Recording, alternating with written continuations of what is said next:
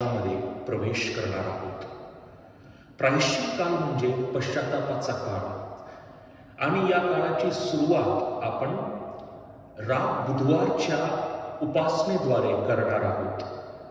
माझ्या प्रिय बंधूंनो आणि भगिनींनो, राब बुधवारच्या या उपासनेमध्ये या शुभवर्तमानात येशू ख्रिस्त आपणासमोर 3 उपकरणे सादर करत आहे आणि ती उपकरणे म्हणजे प्रथम दान। माझ्या प्रिय बंधूंनो आणि भगिनींनो, इस्रायलमध्ये दान धर्म महत्त्वपूर्ण होते, त्यांच्या यहुदी नियमानुसार अनुरूप होते। परंतु दान धर्माच्या नावाखाली त्यांनी या संपूर्ण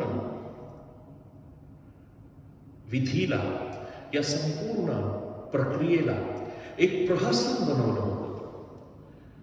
त्याचप्रमाणे दुसरं उपकरण आहे प्रार्थना। यहुदी लोक दिवसात 2दा प्रार्थना करत असत। ते महत्त्वपूर्ण प्रार्थना होते। इतर वेळी सुद्धा ते प्रार्थना करत असत, 9 वाजता आणि 3 वाजता। यरुशलेमकडे आपले मुख सूचित करून, दिशा अभिमुख करून ते लोक प्रार्थना करत होते।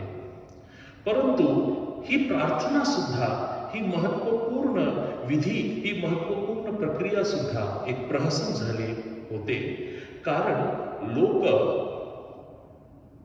या प्रार्थनेच्या नावाखाली दिखाऊपणा करत होते। आणि तिसरी गोष्ट म्हणजे, उपकरण म्हणजे उपवास।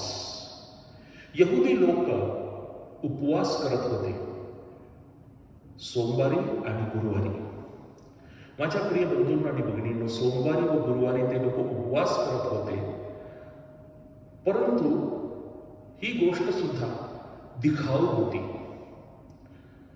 आणि म्हणून येशू ख्रिस्त त्यांचा विरोध करतो आणि स्पष्ट करतो की दान धर्म, उपवास व प्रार्थनेच्या द्वारे आपण परमेश्वराच्या जवळ गेलो, हे केवळ प्रहसन होता कामा नाही, दिखाऊपणा होता कामा नाही। आणि म्हणून माझ्या प्रिय बंधूंनो आणि भगिनींनो, राख म्हणजे काय? राख म्हणजे आपल्या जीवनाचे प्रतीक आहे की आपले जीवन लहान आहे, मर्यादित आहे, आणि या जीवनानंतर सुद्धा एक नवीन जीवन आहे, सार्वकालिक जीवन। आमेन।